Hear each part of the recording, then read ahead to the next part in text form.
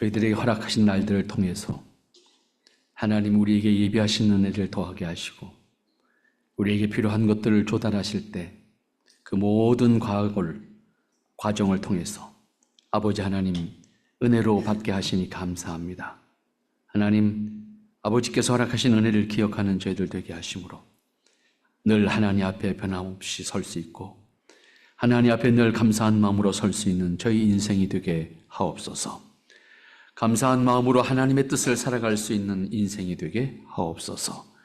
그 은혜가 우리에게 늘 넘치도록 우리의 중심을 붙잡아 주시고 우리의 모든 삶의 현장을 붙잡아 주시옵소서. 아버지께서 원하시는 귀한 모습, 아버지께서 기뻐하신 아름다운 모습으로 살아가는 저희들 되게 하옵소서. 예수님의 이름으로 기도하옵나이다. 아멘. 네, 오늘 시편 65편 말씀 통해서 함께 우리에게 허락되어진 삶을 또 우리에게 허락되어진 것들을 하나님 앞에서 허락받은 은혜를 따라서 살아갈 수 있는 모습이 되면 좋겠다 하는 생각을 하면서 본문의 말씀을 상고합니다. 지난달 조지아와 아르메니아를 찾아보면서 하나님께서 허락하셨던 땅에 지으셨던 것들이 어떤 것인가, 또 다른 세계, 특별히 노아가 물이 마른 다음에 땅에 발을 딛고 인류를 새롭게 번성시켰던 그들의 삶의 터전은 어떤 것이었는가 돌아볼 수 있는 기회가 있었습니다. 그런데 그 넓은 땅이 다 놀고 있었습니다. 과거의 구소련 시대의 집단 농장으로 활용했던 흔적들은 남아있지만 독립한 후 35년이라고 하는 시간이 지나갔음에도 불구하고 그때 방치된 그 모습 그대로 그 황량한 벌판이 놀고 있는 것을 볼 수가 있었습니다. 끝도 없이 펼쳐진 대지가 아무런 작물이나 동물도 기르지 않고 그냥 방치된 모습으로 있었습니다. 넓은 들판에는 다양한 풀꽃들이 피어나서 벌과 나비를 부르고 있는 그냥 아름다운 모습을 볼 수 있게 하는 그런 전경은 우리에게 있었습니다. 그러나 그런 풀들은 곤충들만이 아니라 사실은 초식 동물들이 먹이가 되고 또 그렇게 먹이가 되는 것을 통해서 다시 다양한 생명체들이 살아갈 수 있는 터전이 만들어집니다. 초식 동물들이 많이 서식하면 다시 그 동물들을 먹고 사는 먹이 사슬이 형성이 돼서 또 다른 동물의 세계가 거기에 있을 것입니다. 그러나 제 눈에 보여지는 그 아름다운 그리고 그 넓은 벌판들이 그냥 놀고 있다는 것을 보면서 이 땅이 배가 고픈 것이 아니구나 그런 생각을 한번 해봤습니다. 저 땅을 뭔가를 기경을 해서 길러낸다고 하면 얼마나 많은 사람들이 먹고 살 수 있는 땅이 저렇게 있는데 이 땅에는 여전히 배고픈 사람들도 있고 참으로 삶의 터전을 찾지 못해서 방황하는 사람들도 있을 텐데 복잡한 마음이었습니다.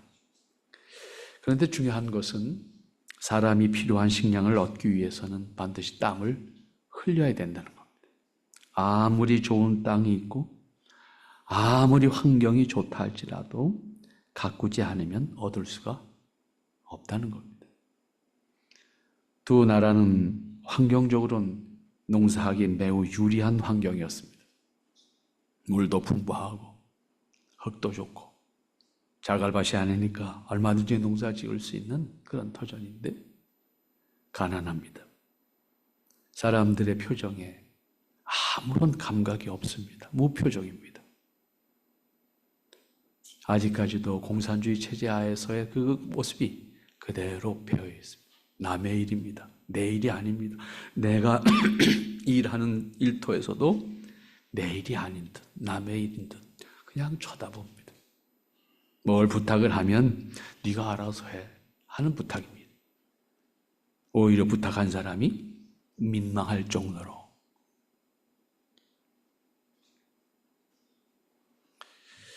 상대적으로 잘 자라거나 열매를 잘 맺는 것이 있지만 가꾸지 않고 인간이 맛있게 즐겁게 넉넉히 먹을 수 있는 것은 세상에 지극히 제한적으로만 가능합니다. 이것은 아담이 타락한 이후에 인간에게 주어진 현실입니다. 그렇지만 하나님은 인간에게 일하는 기쁨과 함께 수확하는 기쁨, 그리고 그것을 가공해서 내가 즐길 수 있는 기쁨까지도 허락하셨습니다. 그것을 먹는 기쁨을 동시에 우리에게 주심으로 우리가 그것이 하나님의 은혜였음을 기억하게 하셨습니다. 그러므로 아무리 좋은 땅이 있어도 가꾸지 않으면 배고픈 겁니다. 가꾸지 않으면 거기서 얻을 수 있는 것은 없습니다. 그 넓은 땅에 우리가 생각하면 그냥 동물들만 열심히 길러도 얼마든지 먹고 살 텐데, 기르긴 기르는데 아무도 돌보지 않습니다. 소가 지가 알아서 나가서 먹다가 저녁 되면 지가 알아서 들어옵니다. 울타리도 없습니다. 소 모양을 보니 저기서 젖이 날까? 분명히 풀은 많지만 그들에게 필요한 영양 공급들이 별도로 주어져야만 풍부한 젖을 낼 수 있는데 그렇지 못합니다. 그냥 야생입니다. 그래도 기특한 것은 소들이 어디로 안 가고 자기 집으로 돌아온다는 게 기특한 거예요. 아무도 쳐다보지도 않습니다. 그러니 거기서 얻을 수 있는 것은 지극히 또 제한적일 수밖에 없습니다. 오늘 본문의 말씀으로 돌아가서 여러분들이 한번 눈여겨보시기 바랍니다. 8절부터 여러분들이 쭉 보시면 8절과 9절 중심으로 여러분들이 먼저 한번 보시기 바랍니다. 땅끝에 거하는 자가 주의 징조를 두려워하나이다. 주께서 아침 되는 것과 저녁 되는 것을 즐거워하시게 하시며 땅을 권고하사 물을 대어 심히 윤택케 하시며 하나님의 강에 물이 가득하게 하시고 이같이 땅을 예비하신 후에 저희에게 곡식을 주시나이다. 이 말씀은 우리에게 주어진 현실과 환경, 특별히 삶의 터전으로 주어진 환경에서 단지 먹을 것을 얻기 위해서 수고하는 것까지 하나님의 권세와 은혜인 것을 확인하고 있는 것을 우리에게 가르쳐주고 있습니다. 작은 것 하나일지라도 인간이 감당할 수 없는 것이지만 그것을 통해서 지구의 생명들이 살 수 있게 하시고 지구 환경도 보장해 주셨습니다. 사람이 인위적으로 감당하려고 해도 결코 할 수 없는 것들을 하나님은 감당해 주시면서 피조물 세계의 주인공인 사람으로 하여금 하나님의 능력과 하나님의 은혜와 하나님의 권세를 노래하게 하시면서 그러므로 사물을 주시고 주어진 환경에서 하나님을 노래할 수 있는 사람으로 살게 하셨습니다. 그런데 하나님과의 관계를 가지고 있지 않는 사람들은 이 사실을 알 수가 없습니다. 때문에 내게 주어진 것을 그냥 먹는 것으로 만족하는 것이지 그것을 통해서 하나님과의 관계를 확인할 수가 없습니다. 평소에 늘 말씀드립니다. 왜 기독교 신앙에 있어서 창조를 믿느냐라고 하는 단어부터 출발하지 않으면 안 된다라고 하는 말씀을 자꾸 드리는 이유가 그거예요. 하나님의 창조를 믿는다고 하면 그 창조를 믿는다는 단어 속에 우리의 전 세계가 다 들어있는 거예요. 결국 하나님 앞에서 우리가 살아가는 환경, 삶의 터전, 이 모든 것이 하나님의 섭리였고 하나님의 은혜로 주어진 것이라고 노래할 수 있게 되는 것이 창조를 믿는 신앙에서부터 출발합니다. 지구라고 하는 공간에 살고 있는 생명체들과 환경을 보면 놀랍지 않은 것이 없습니다. 여기서 신앙의 눈으로 세상을 어떻게 볼 것인가 하는 것을 생각하게 됩니다. 오늘 시편 기자는 그렇게 표현합니다. 주의 징조를 두려워하나이다. 이것은 하나님께서 섭리하는 것이 두렵다는 것인데 여기서 두렵다는 말은 그냥 무섭다는 의미가 아니라 놀랍다는 거예요. 경이롭다는 거예요. 하나님이 하시는 일을 볼 때 정말로 놀랍다. 그런데 그가 표현하고 있는 것이 뭐냐면 저녁이 되고 아침이 되게 하시는 것을 놀랍다고 보는 거예요. 저는 아직도 어린아이 같은 생각을 합니다. 가끔 태양이 저게 창조하셨을 때 지금까지 타고 있잖아요. 변함이 없어. 태양의 온도가 식으면 어떻게 되겠어요? 저 불덩어리가, 아니 생각해 보세요. 요만한 불덩어리가 아니잖아요. 저 어마어마한 불덩어리가 변함이 없다니까요. 과학자들이 별별 설명을 다 하더라도 참 신기한 거 아닙니까? 저 태양이 있다는 것, 저 태양 때문에 우리가 산다는 것. 그런데 그 태양이 적당히 돌아요. 그래서 더워서 죽지도 않고 얼어서 죽지도 않게 적당히 돈다니까요. 그런데 그것이 변함이 없어. 조금 늦게 뜨거나 조금 일찍 떠서 낮의 길이가 더 늘어난다면 어떻게 되겠습니까? 별 볼 일 없을 것 같죠? 아니요. 지구상에는 어마어마한 변화가 일어날 겁니다. 우리는 사계절을 경험하면서 여름 더워서 못 살겠다, 겨울 추워서 못 살겠다 그러는데, 여러분, 지구가 조금 늦게 돌거나 태양이 조금 늦게 돌거나 어떻게 할 겁니까? 감당 못합니다. 그런데 시편 기자는 주의 중조를 두려워하나이다. 결국 우리가 하나님의 창조의 은혜를 기억한 가운데 우리의 삶을 생각한다고 하면 이게 얼마나 귀한 일인가. 그가 노래하고 있는 것이 하나님께서 저녁이 되고 아침이 되게 하시는 것을 노래하고 있다. 그리스도인은 세상을 살면서 주어진 모든 사물을 경험하는 가운데 그것을 통해서 나타나는 하나님의 은혜, 하나님의 능력, 하나님의 권세를 느끼고 그것을 확인하고 그것을 깨닫고 그걸 고백하는 가운데 하나님 앞에 기쁨으로 노래하는 거예요. 은혜를 사는 겁니다. 만물을 하나님께서 창조하셨음을 믿는 것이 그리스도인의 신앙이기 때문에 더욱 그렇습니다. 만물이 존재하는 이치를 보면 그것을 통해서 드러나는 하나님의 뜻과 은혜와 능력이라고 하는 것이 정말로 놀랍다는 것을 깨닫게 됩니다. 어마어마한 자연 환경에서만 느껴질 수 있는 것이 아니에요. 같은 상황에서도 어떤 의식을 가지고 바라보냐에 따라서 하나님의 섭리와 은혜를 확인할 수 있습니다. 그러나 그러한 의식이 없다고 하면 어떤 기적이 일어났다고 해도 그것을 믿지 못할 겁니다. 그리스도인이면서도 주어진 환경과 사물을 그냥 지나치는 것은 하나님의 은혜를 놓치는 것과 같습니다.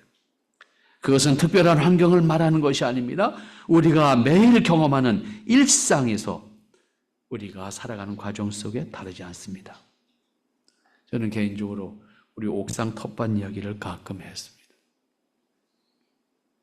많은 것을 깨닫고 정말 많은 걸 배웁니다.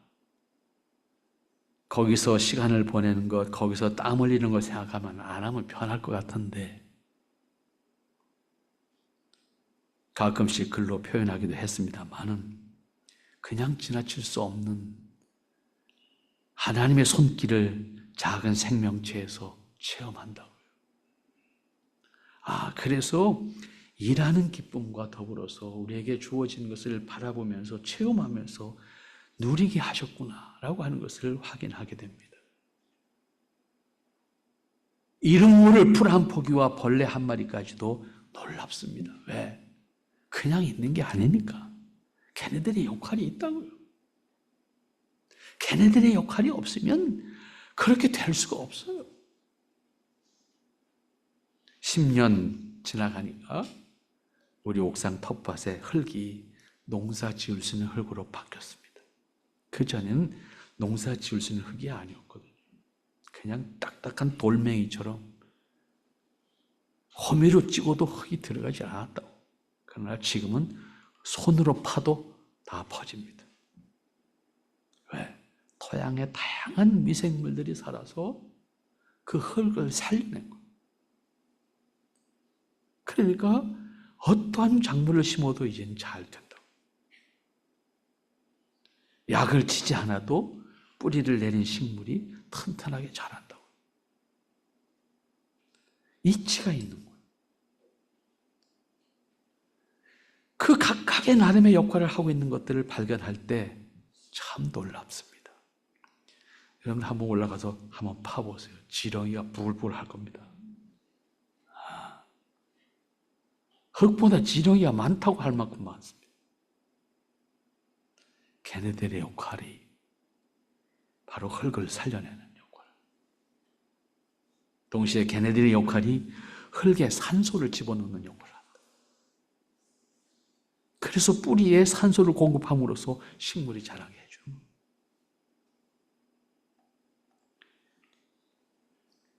그렇게 바라보면서 작은 공간이지만 거기서 자라는 것들을 보면 참 신기합니다. 여기서 그리스도인의 의식에 대한 말씀을 드릴 수밖에 없습니다. 주어진 환경에서 경험할 수 있는 것들은 어느 것도 우연이 없습니다.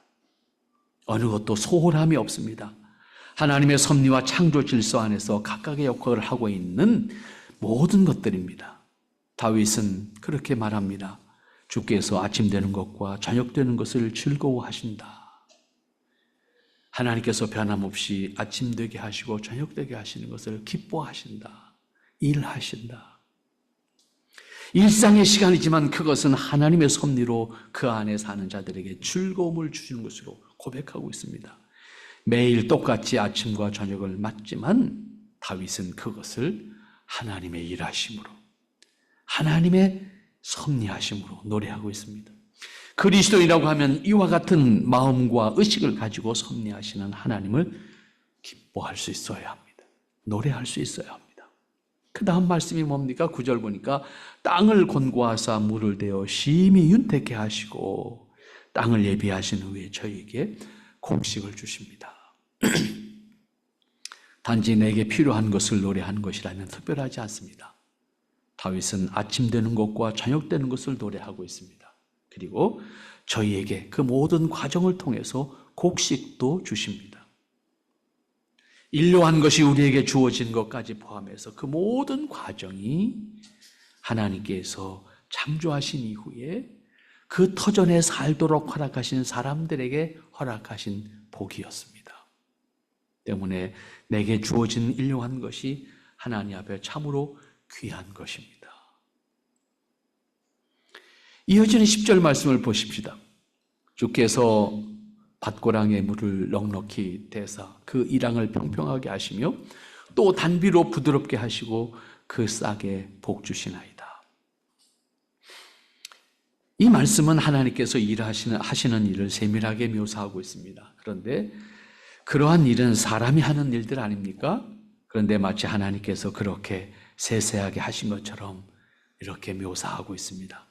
같은 공간에서 살지만 이렇게 노래할 수 있는 것은 정말 특별한 은혜가 아닐 수 없습니다. 그러나 문제는 그리스도인이 어떤 의식으로 주어진 환경을 대하느냐에 의해서 같은 조건, 같은 환경 속에서도 더 풍요로움을 누릴 수 있고 반대로 전혀 그렇지 못할 수도 있다고 하는 것입니다. 하나님께서 섭리하시는 것을 생각하고 발견한다고 하면 지극히 작은 것일지라도 감격스러운 것이고 놀라운 것이지만 그리고 그것을 감당하기에 버거운 것이지만 그러한 의식을 가지고 있지 못한다고 하면 내 손에 귀한 것을 쥐어진다 할지라도 그것에 대한 가치와 그것을 누릴 수 있는 여유가 없다는 겁니다.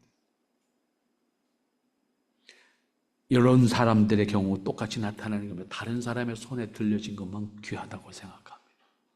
다른 사람들이 가지고 있는 것만 부럽다고 생각합니다. 오늘 우리 그리스도인들의 신앙의식을 통해서 봐야 될 것은 내게 허락되어진 것을 통해서 하나님의 은혜를 기뻐할 수 있어야 된다는 겁니다. 내게 허락되어 온 것의 가치가 얼마나 귀한 것인지를 노래할 수 있을 때 다른 것도 함께 기뻐해 줄 수가 있어요. 근데 내 것을 귀하게 생각하지 못하면 다른 것은 시기하는 마음으로 밖에는 안 보입니다. 그래서 같이 기뻐해 줄 수 있는 여유가 없어요. 내게 허락하신 하나님의 은혜를 먼저 찾고 그것을 하나님 앞에 감사할 수 있는 여러분의 삶이 되길 바랍니다. 사람은 자신의 필요에 따라서 어떤 것은 귀하다고 생각하고 어떤 것은 귀하지 않다고 생각합니다. 하찮은 것일지라도 필요하다고 생각하면 귀하게 여길 겁니다. 우리 옛말에 개똥도 쓰려면 없다 그런 표현이 있어요. 옛날에는 개똥을 약으로 썼습니다. 근데 아무나 개똥이는 안 되고 꼭 바위 위에 싼 개똥이라야 된대. 무슨 논리인지는 모르지만 아무튼 그런 게 있어요. 그래서 개똥을 찾으러 다니는 거야. 근데 막상 필요해서 찾아다니면 그 흔한 개똥이 안 보여. 그래서 개똥도 쓰려고 하면 없다. 그런 표현을 합니다. 귀한 것일지라도 필요하지 않으면 하찮게 여겨지는 겁니다. 이처럼 사람은 자신의 필요에 따라서 가치와 의미를 부여합니다. 그렇기 때문에 귀한 것을 귀한 것으로 여기지 못하고 은혜를 은혜로 노래하지 못합니다. 왜? 내게 지금 필요하지 않다고 생각하는 것은 은혜라고 생각하지 않으니까. 하지만 하루살이나 날파리까지도 그냥 있는 것이 아니고 그들의 역할과 그들의 존재가 지구를 살려내는데 필요하다는 거예요. 몇 년 전에 잡초가 잡초일 수 없다는 말씀을 드린 적이 있습니다. 사람이 잡초라고 하는 것은 그 풀의 역할과 가치를 모르기 때문에 잡초라고 표현한다고 말씀드렸습니다. 그러나 잡초 가운데서 그 기능과 가치를 깨닫게 된다고 하면 그날부터는 결코 잡초라고 표현하지 않지요. 그때부터는 그걸 지키기 위해서 밤을 새울 수도 있을 겁니다.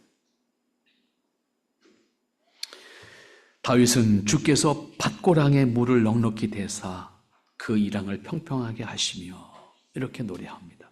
마치 농부가 농사를 짓는 것처럼 하나님이 하시는 일을 그렇게 묘사합니다.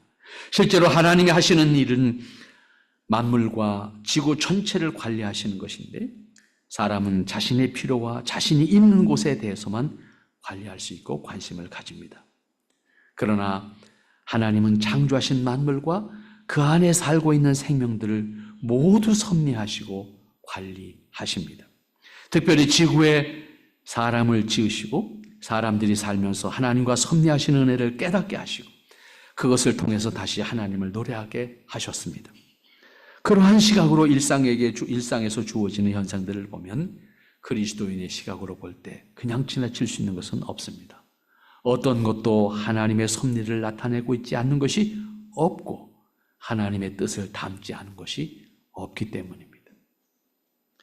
이렇게만 생각하면 오해할 수 있는 것이 있습니다. 천재지변과 관련해서 생각하게 되면 그렇습니다. 그럼 하나님은 왜 천재지변을 통해서 사람들에게 고통을 주시는가? 하는 일들이 다 망가지게 하기도 하고 농사가 다 망가져서 못 먹게도 되고 다시 여러분들에게 기억할 수 있는 기회를 가졌으면 좋겠습니다. 그것은 아담이 타락한 다음에 인간에게 주어진 형벌의 상태다라고 한 말씀을 드렸습니다. 그래서 하나님의 창조를 믿는 것과 그 다음 아담의 타락을 믿는 것이 굉장히 중요한 거예요. 이걸 믿지 못하면 우리에게 주어지는 참 안타까운 현실들에 대해서 답을 할 수가 없어요. 우리는 형벌의 상태에서 사는 겁니다. 형벌의 상태에서 은혜로 사는 겁니다. 그 은혜로 산다고 하는 사실을 우리는 분명히 기억해야 돼요. 특별히 자연을 통해서 섭리하실 때 인간이 행한 것을 통해서 재난을 입게 되는 것을 봅니다. 근본적으로는 아담의 타락이지만 아담 이후에 인간이 경험할 수밖에 없는 형벌의 상태에서 우리는 고통을 경험하게 됩니다. 그렇기 때문에 자연에 대처하는 것도 지혜와 함께 은혜를 구할 수 있어야 합니다. 그런가 하면 그러한 재해를 통해서 하나님께서 섭리하신다고 하는 것도 깨달아야 합니다. 왜? 당장은 아프고 고통스럽고 손해본 것에 대해서 원망스럽습니다. 그러나 시간이 지나간 다음에 보면 그런 과정을 통해서 인간을 이렇게 이끌어 오셨구나. 근데 그 과정 속에 인간이 행함은 이런 거였구나. 이걸 발견하게 된다고요. 그래서 기독교 신앙에 있어서 섭리라고 하는 단어가 대단히 중요해요. 그 다음 이어지는 표현을 보세요. 단비로 부드럽게 하시고 그 싹에 복을 주십니다. 단비라는 표현을 할 수 있는 것은 비에 대한 고마움을 느끼는 사람의 마음이 아닐까 생각합니다. 비라고 하는 단어를 우리말로 표현해보면, 우리말에 비라고 하는 말, 다양한 비가 있어요. 뭐 이슬비서부터 시작해서 소나기부터 시작해서 우리나라에 60개가 있습니다. 비를 표현하는 말이. 그 가운데 참 예쁜 말이 하나 있는데 단비예요. 이건 우리말에 있는 참 귀한 표현이에요. 단비. 비가 달되 무슨 표현이에요? 정말 적절하게 내리는 비를 말하죠. 딱 때 맞춰서 내려지는 비를 말하는 거잖아요. 참 갈증을 느끼고 있는데 그때 꼭 맞춰서 그만큼 딱 온 비를 말하는 거잖아요.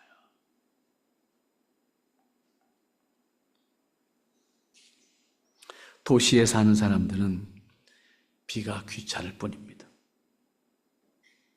어쩌다가 시간이 있어서 비 오는 날 카페에 앉아서 창밖을 내려다보면서 만족을 할 수 있는 여유는 있을지 모르지만, 도시 사람들이 비에 대한 고마움을 느끼는 것은 지극히 제한적입니다. 그러나 농부들은 비가 내리는 날이면 그 비를 맞으면서 들깨를 심습니다. 콩을 심습니다. 모종으로 심는 작물은 비 맞으면서 심어야 됩니다. 비 오는 날 들깨 심는 날입니다.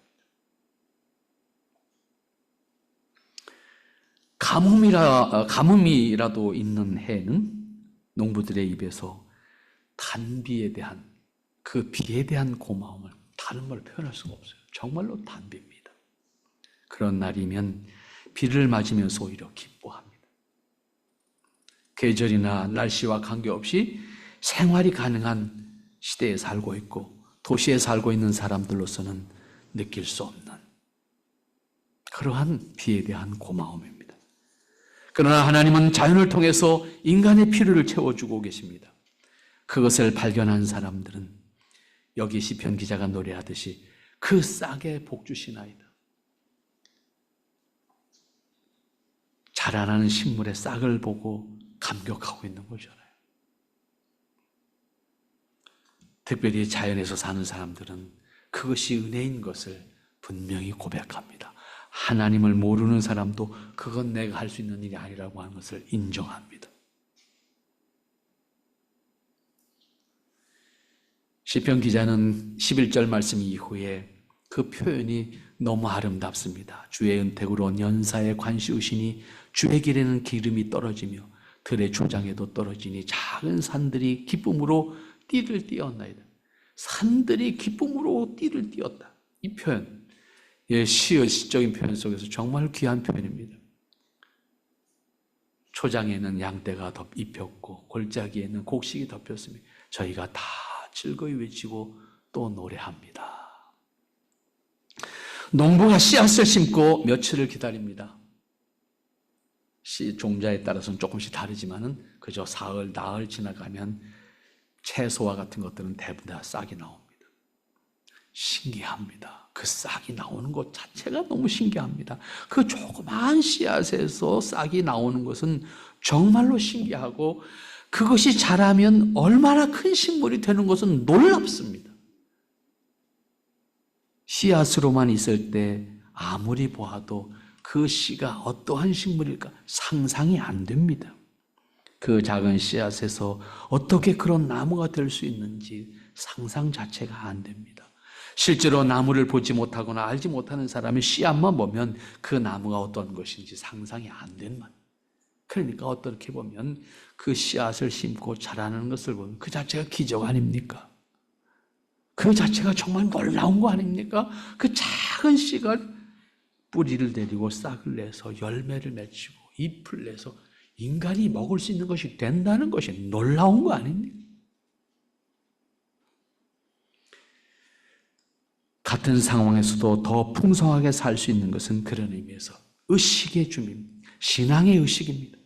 특별히 그리스도인으로서 하나님과 창조 세계를 알고 하나님의 섭리를 아는 사람으로서 자연의 모든 현상과 생명체들에 대한 관심을 조금만 가진다고 하면 가지는 것만큼 생각하고 느끼고 감격하고 감사할 수 있는 생활이 우리에게 이루어질 수 있다라고 하는 사실을 확인할 수 있어야 됩니다. 다윗이 노래하는 것처럼 주의 은택으로 연사의 관시으시니 주의 길에는 기름이 떨어집니다. 하나님이 관여하시는 섭리의 은총을 확인하게 되면 이처럼 노래할 수 있게 될 겁니다. 부족한 것 같은데 풍요롭고 메마른 것 같은데 넉넉함을 체험하게 될 겁니다. 그렇지 않으면 하나님을 모르는 사람들이 살아가는 것처럼 그냥 팔자로 그렇게 살아가는 것이고 늘 원망스럽게 늘 시기하는 마음으로 왜 우리는 안 될까? 왜 저 사람은 잘 되는데 저 사람이 가진 건 참 큰데 내 건 왜 이렇게 작을까? 그 이상 우리가 다른 마음을 가질 수가 없어요. 여기서 신앙의 의식이 얼마나 중요한 것인지를 다시 한번 깨달아야 됩니다. 같은 것을 바라보면서 감사할 수 있는 마음, 찬양할 수 있는 마음, 반대로 그렇지 못하다고 하면 같은 시간 속에 같은 일을 통해서 살면서 얼마나 힘들까 한번 생각해 보시기 바랍니다. 이것은 조건이 아닙니다. 의식입니다. 신앙의식입니다. 어떤 의식으로 주어진 환경을 대하느냐에 따라서 같은 것을 보면서도 다르게 느낄 수 있다는 사실입니다. 같은 수고를 하더라도 기쁨과 감사를 나눌 수 있다는 것입니다. 다윗은 허락된 환경을 하나님께서 친히 섭리하시는 것으로 보았기 때문에 늘 넉넉한 마음으로 바라볼 수 있었습니다. 때문에 12절에서 들의 초장에도 떨어지니 작은 산들이 기쁨으로 띠를 띠고 있습니다. 그 산야를 바라보는 다윗의 마음이잖아요, 이게. 주어진 환경에서 눈앞에 보이는 산들이 기쁨으로 띠를 띠고 있다고 노래할 수 있는 것은 다윗의 마음이잖아요. 이것은 주어진 환경을 그렇게 읽을 수 있는 사람이기 때문에 가능한 겁니다. 단순히 조건에 의해서 행동하는 사람은 결코 느낄 수 없고 노래할 수 없는 표현입니다. 그렇다고 모든 면에서 여유를 가진 사람이면 누구나 느낄 수 있을까? 이 경우도 결코 그렇지 못합니다. 환경이나 조건이 아니라 의식이 준비되어야 된다고 말합니다. 신앙의 의식을 가지고 하나님과의 관계를 이해하는 의식을 가지고 사물을 바라볼 수 있을 때 오늘 다윗이 그렇게 산야를 바라보면서 노래하고 있는 것처럼 그런 노래가 여러분의 마음에 있게 될 줄로 믿습니다. 초장에는 양떼가 입혔고 골짜기에는 곡식이. 그것을 통해서 저희가 다 즐거이 외치고 또 노래합니다. 신분과 관계없이 먹는 것에 문제가 있게 되면 평소의 모습과는 전혀 다른 모습으로 변하게 됩니다. 너무 어려워도 사물을 바라볼 수 있는 여유가 없습니다. 그렇다고 경제적으로 여유가 있다고 해서 사물을 보고 느낄 수 있고 누릴 수 있는 것이 결코 아닙니다. 의식입니다. 같은 것을 보면서 어떤 사람은 현상만 살펴보고 어떤 사람은 필요한 것만 보게 됩니다. 같은 공간에 있지만 이렇게 같은 것을 보고 같은 환경 속에 있으면서도 어떤 사람은 노래를 할 수 있는 사람, 어떤 사람은 원망을 하는 사람이 될 겁니다. 다른 목적으로 이해합니다. 그러나 하나님과의 관계에서 사물을 보면 보이지 않던 것도 보입니다. 그것에 담긴 하나님의 뜻과 섭리와 은혜가 무엇인지를 노래할 수 있습니다. 제가 시작하면서 조지아와 아르메니아의 그 넓은 땅에 버려진 땅의 모습을 잠시 말씀을 드렸습니다. 그것을 바라보면서 사실은 너무 촉박한 시간이기 때문에 좀 앉아서 하루 종일 그냥 거기서 뭉개고 앉아 있고 싶었어요. 저는 개인적으로는. 그냥 앉아서 거기 있는 사물들하고 그냥 이야기하고 싶었어요.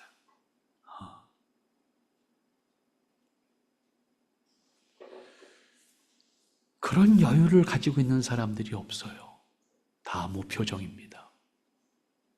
물론 사람이라는 게 도시에 좀 살지.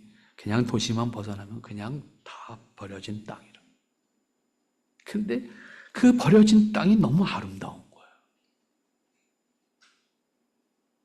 그러면서도 확인하게 되는 거죠. 저기서 필요한 것들을 끄집어낸다고 하면 얼마나 감격스러운 터전이 될 텐데. 그냥 그 자체만을 활용하더라도 얼마든지 많은 이익을 창출할 수 있을 텐데. 그런 게 보여요. 너무나도 많은 풀들 속에 있는 저 가치들이 무엇일까? 그것 자체만으로도 자원으로 활용해도 얼마든지 많은 이익을 창출할 수 있을 텐데. 그러면서 조지아에서 아르메니아로 가는 모든 산들, 가로수, 집 근처에 있는 나무들은 모두 호두나무였습니다. 너무 궁금했어요. 왜 호두나무가 이렇게 많을까? 저는 궁금하면 그게 해결이 안 되면 안 되는 사람이니까 시집 때 찾았어요. 호두나무 원산지가 카스피해 주변이었어요. 거기가 결과적으로는 호두의 원산지였던 거예요. 그러니까 산의 모든 나무가 다 호두나무예요. 그리고 헤이즐넛. 우리나라에 헤이즐넛 그렇게 큰 거 처음 봤어요. 우리나라에 헤이즐넛이 있긴 있지만 우리말로는 개암이라고 하는데 개암이라고 하는데 개암나무가 우리나라는 조그맣거든요. 그리고 뭐 달려도 몇 개 안 달리는데 호두나무가 똑같이 크기의 헤이즐넛 나무들이 있어요. 이게 그래서 이 동네가 서양이 이래서 이걸 통해서 뭔가를 했구나. 우리는 뭐 헤이즐넛 그러면 커피밖에 생각이 안 나지만 헤이즐넛 향을 커피에 입힌 것이 우리가 헤이즐넛 커피라고 하는 거 아닙니까? 이게 이래서 여기에 있었구나. 이 풍요로운 것들을 어떻게 활용할 수 있을 텐데 그냥 다 방치해 놓은 것인지 가꾸는 것은 아무것도 없습니다. 우리나라 호두는 당나라에서 들어왔습니다. 당나라에서 들어와서 천안의 광덕산 속에다가 몰래 갖다 길러서 퍼뜨려서 천안에 호두가 유명해진 겁니다. 호두가 그러니까 실크로드를 통해서 당나라에 들어왔고 당나라에서 훔쳐온 씨를 한국에다 조선 땅에다 심어가지고 여기서 길러내서 우리는 호두를 먹는데 우리 호두가 얼마나 귀해요? 그쪽 동네는 호두가 귀한 게 아니라 그냥 널린 게 호두예요. 그 풍요로움, 뭐든지 잘 될 수 있는 그런 풍요로움이 있는데 왜 어렵게 살까? 왜 저것을 누리면서 살지 못할까? 활용하지 못할까? 물론 여러 가지 원인들이 있겠습니다만 그런 느낌을 크게 받고 왔습니다. 하나님의 창조와 섭리의 역사를 믿는 사람으로서 주어진 환경을 보면 모든 것이 감사와 찬양을 할 수밖에 없는 이유가 된다는 사실입니다. 또한 모든 것이 감사할 수밖에 없음을 고백하게 됩니다. 그러므로 그리스도인은 사물을 대함에 있어서 창조주 하나님에 대한 분명한 이해와 함께 볼 수 있어야 합니다. 그렇게 될 때 비로소 그것에 담긴 하나님의 뜻과 섭리하신 은혜를 발견하게 되고 그 관계 속에서 하나님의 뜻을 살아갈 수 있는 나의 모습을 만들어갈 수가 있습니다. 일용한 것을 매일 경험하면서도 하나님의 은혜를 감사하지 못하고 그것을 노래하지 못한다고 하면 허락받은 삶에서 행복지수가 그만큼 낮아질 수밖에 없습니다. 그리스도인은 하나님의 창조와 섭리를 믿는 사람들입니다. 지금 경험하고 있는 터전을 하나님께서 허락하신 것을 믿는 사람들입니다. 그렇다고 하면 우리에게 주어진 것을 통해서 우리가 허락받은 것을 통해서 우리가 일상의 생활 속에서 우리가 경험하는 것들을 통해서 우리는 하나님을 노래할 수 있는 사람, 하나님의 은혜를 감격하면서 살아갈 수 있는 사람이 되어야 한다는 사실을 다시 한번 기억하면서 우리가 금년도 하나님께서 여기 전반기 동안 인도하신 은혜를 기억하면서 우리 맥주 감사 예배를 드리는데 하나님께서 허락하신 은혜가 무엇인가 늘 간직하고 함께 기뻐하고 함께 그 기쁨을 나누면서 땅에서 승리할 수 있는 여러분들 될 수 있기를 바랍니다. 기도합니다. 거룩하시고 자비로우신 아버지 하나님, 감사합니다. 하나님 은혜를 통해서 우리의 모습을 있게 하셨습니다. 하나님 기뻐하시는 것을 통해서 우리로 하여금 누리게 하셨습니다. 은혜를 간직하게 하시고 그 은혜를 살게 하옵소서. 예수님의 이름으로 기도하옵나이다. 아멘.